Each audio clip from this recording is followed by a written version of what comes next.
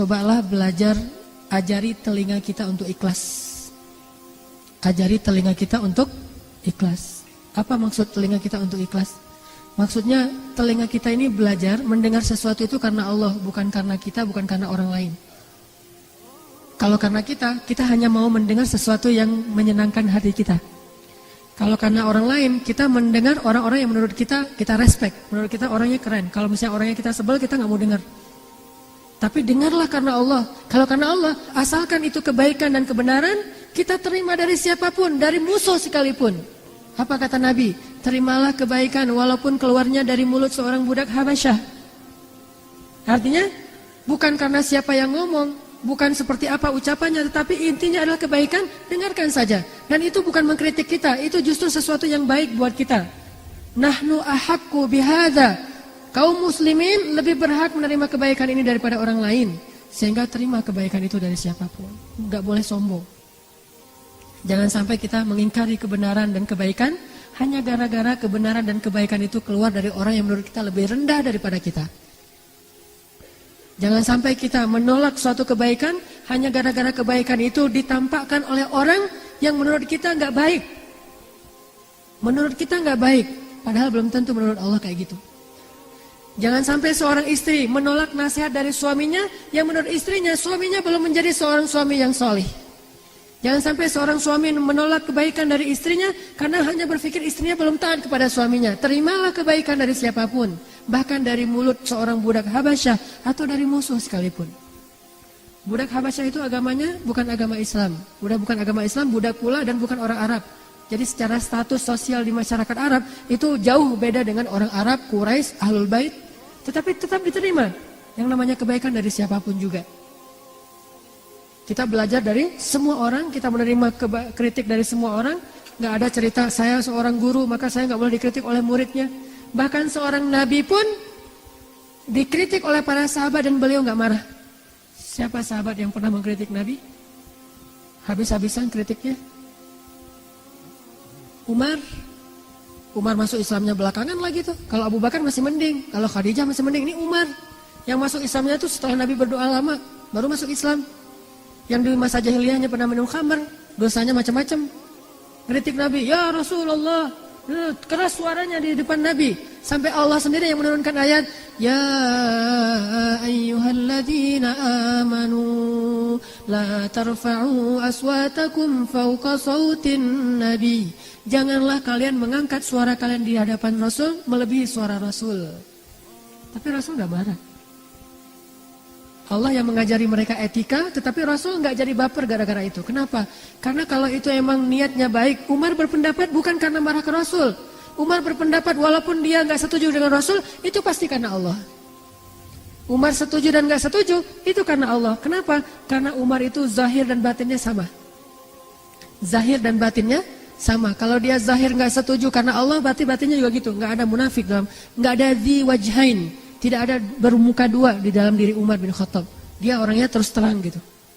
Sehingga Rasulullah paham banget karakter Umar. Umar mah karena dia nggak setuju, pasti nggak setujunya karena Allah, bukan karena dia nggak enak sama saya, karena dia ada masalah sama saya, enggak. Pernah Umar dengan Abu Bakar tuh kayak gitu. Abu Bakar ngusulin sesuatu, Umar bilang, menurut saya nggak kayak gitu ya Rasul. Baper Abu Bakar, tersinggung, nggak easy going. Akhirnya Abu Bakar bilang, Umar, kamu kayaknya seneng banget beda sama saya, kata Abu Bakar.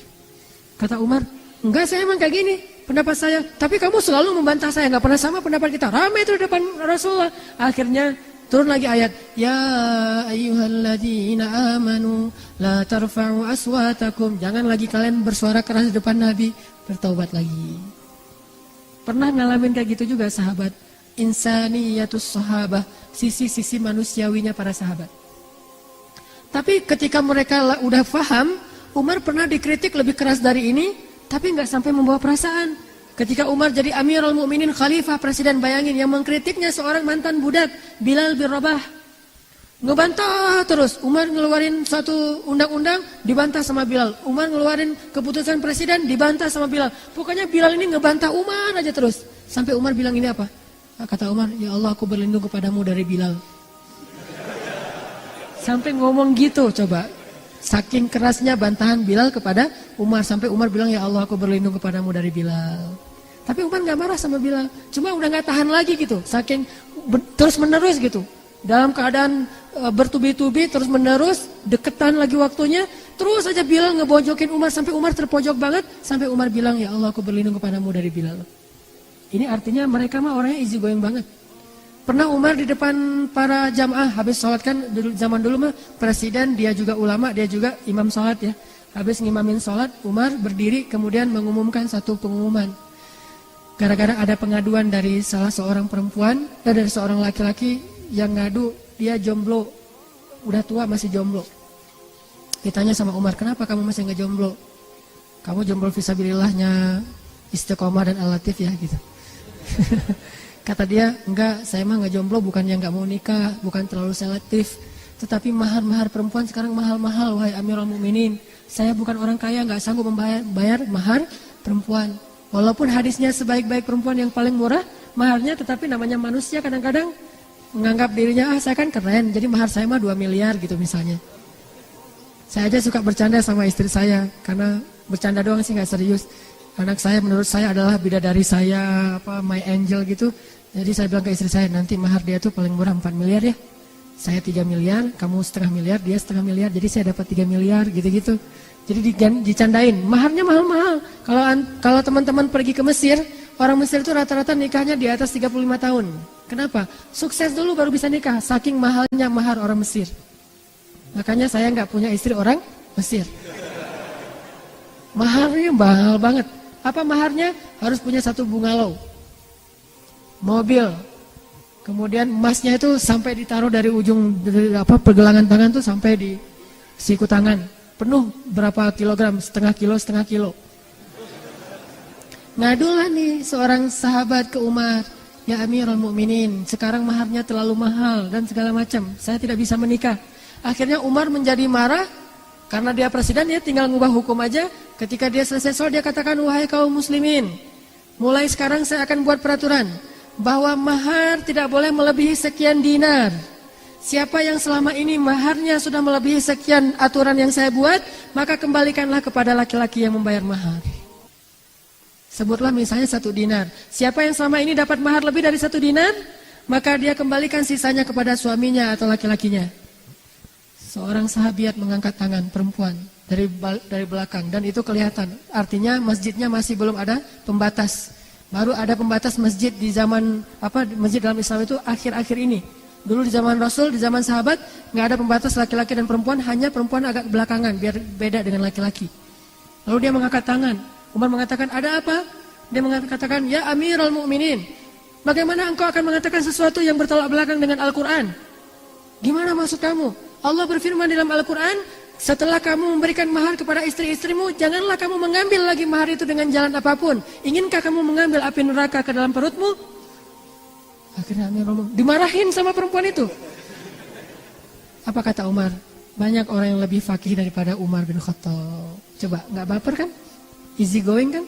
Banyak orang yang lebih ngerti agama daripada saya. Ya udah, saya tarik lagi, nggak jadi peraturannya. Coba, presiden coba, bisa kayak gitu. Namanya kebenaran, terima aja. Kalau emang kita salah, kenapa kita mau gaya-gayaan? Ngakuin aja kesalahan kita. Udah, akhirnya tarik lagi peraturannya, nggak jadi. Sesungguhnya siapa yang memurahkan mahar, maka itu baik. Yang sudah mahal ya udahlah gitu. Jadi kayak gitu peraturannya. Jadi nggak tegas gitu peraturannya. Awalnya tegas banget, tiba-tiba jadi toleran. Siapa yang memurahkan maharnya, maka dia itu kebaikan. Siapa yang mahal, itu mah terserah. Sampai kayak gitu. Terjadi lagi di zaman Abdullah bin Mas'ud. Mungkin sebagian ibu-ibu udah pernah dengar ceritanya. Ada seorang sahabat, saya lupa namanya. Dan kalaupun saya ingat mungkin gak perlu disebutkan juga namanya, karena ini salah satu adegan yang lucu. Ada seorang sahabat jadi kayak gubernur gitu di sebuah wilayah Islam. Namanya dulu mungkin masih sedikit ulama, jadi dia gubernur, dia ulama juga. Masyarakat minta fatwa kepada gubernur.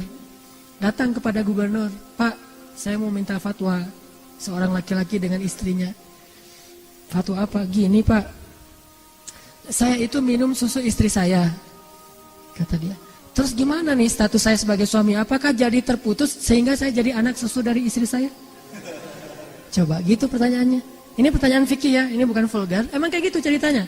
Saya minum susu istri saya, sehingga apakah dengan demikian saya sudah menjadi anak susuan?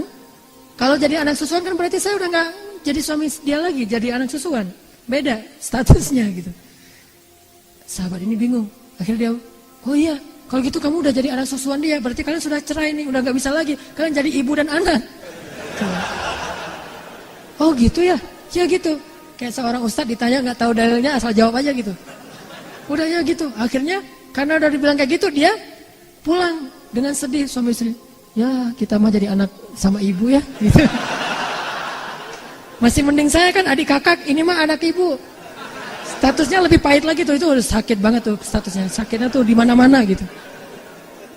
Ngelihat istrinya, dulu manggilnya Yayang, Bebeb apalah istilahnya ya. Sekarang manggilnya Bu, Yana gitu. Enak banget tuh, gara-gara salah fatwa. Udah difatwain gitu, akhirnya pulang sedih, udah nggak bisa lagi apa-apain, bukan lagi suami istri, udah sedih banget. Tiba-tiba berita ini terdengar ke seorang sahabat di Madinah, dia ahli Al-Quran namanya Abdullah bin Mas'ud, yang hafal 1 juz hanya dengan sekali dengar langsung hafal. Ilmunya banyak banget, Abdullah bin Mas'ud.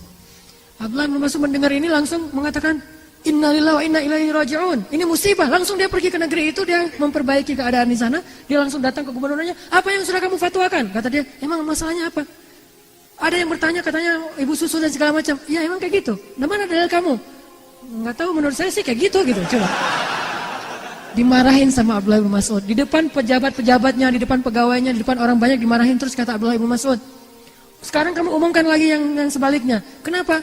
Karena Rasulullah bersabda sesungguhnya batasan menyusui yang menjadikan dia anak susunya itu hanya 2 tahun. Di atas usia 2 tahun itu tidak jadi darah dan daging. Udah minum aja sesukanya. Nggak masalah gitu. Hanya di bawah 2 tahun yang berstatus jadi anak susuan. Di atas 2 tahun nggak jadi anak susuan. Oh gitu, saya nggak pernah dengar hadisnya. Makanya jangan berfatwa sembarangan. Wah, repot kan? Diundang lagi semua masyarakatnya yang udah tahu fatwa itu, termasuk orang tadi. Wahai kaum muslimin, saya salah. Nih jiwa besar nih seorang pemimpin. Easy going, nggak baper.